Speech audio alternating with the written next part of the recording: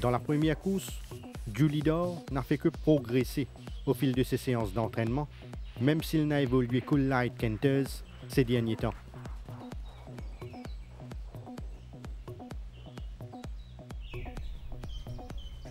Attention à Anna Festu, qui a bénéficié de sa dernière sortie et qui se rapproche graduellement de sa forme optimale. Faudra aussi retenir Emblème Royal, qui n'a cessé d'évoluer dans le bon sens, avec des Kenters très convaincants précédemment. Dans la deuxième course, c'est surtout ce Count Henry qui a marqué les esprits, un coursier qui ne cesse de se développer et gagner en maturité, comme en atteste sa très bonne condition physique. Antwerp, en raison qu'il est un light salt, a profité d'un break à Floréal. Il faut souligner qu'il a pratiquement maintenu une forme stable, étant déjà à son meilleur niveau.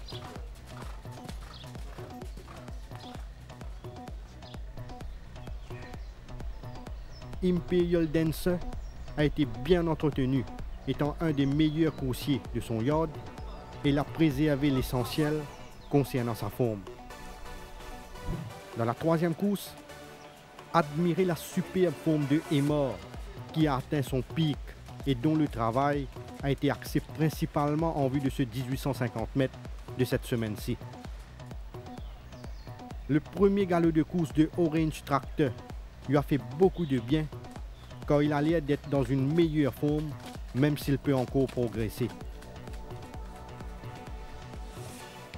Castle a effectué un court séjour à Floréal qui lui a procuré beaucoup de bien afin qu'il parvienne à garder sa forme. Dans la quatrième course, Sir Earl Grey, que nous avons repéré à l'écurie, progresse de façon très convaincante et sa condition est visuellement beaucoup mieux par rapport à la dernière fois. Un bref séjour au centre Guy Desmarais a contribué à la récupération de Black Tractor, qui est dans une condition impeccable actuellement.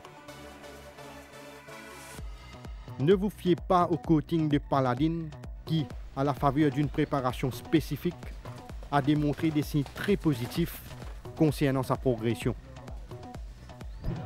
Dans la cinquième course, suivez de nouveau ce Ernie qui est vraiment dans une forme exceptionnelle et qui a bénéficié pleinement de son passage à Floréal pour peaufiner sa condition.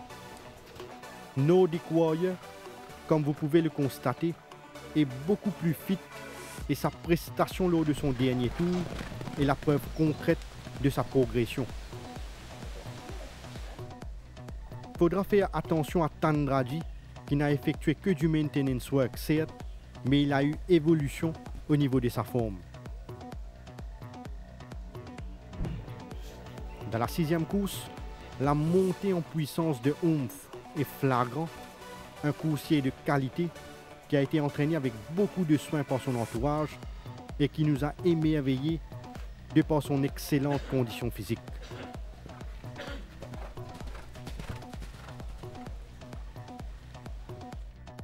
Rebel Alliance n'a été soumis qu'à des light Kenters seulement, mais il s'est bien repris et semble même avoir pris du poids, ce qui est synonyme de sa bonne récupération. Answering Genesis, en raison de ses fréquentes sorties, n'a effectué que des séances d'entretien, mais il a maintenu une stabilité concernant sa condition. Dans la septième course, Baron Bélé jouit d'une très bonne santé actuellement, comme vous pouvez le constater, démontrant qu'il s'est pleinement acclimaté. Ice Run a vite progressé depuis qu'il est sur place et il paraît suffisamment fit pour une première sortie sur notre piste. À la faveur d'une longue préparation, Max Samor a l'air d'être fin prêt pour la compétition, même s'il peut encore améliorer sa condition. Dans la huitième course, retenez ce League of Legends qui est vraiment à son top niveau actuellement et qui a été closely monitored par son entourage au centre Guy Desmarais. Craftman a réalisé des signes de progrès évidents comme en atteste l'état de son coating qui est plus luisante par rapport à la dernière fois.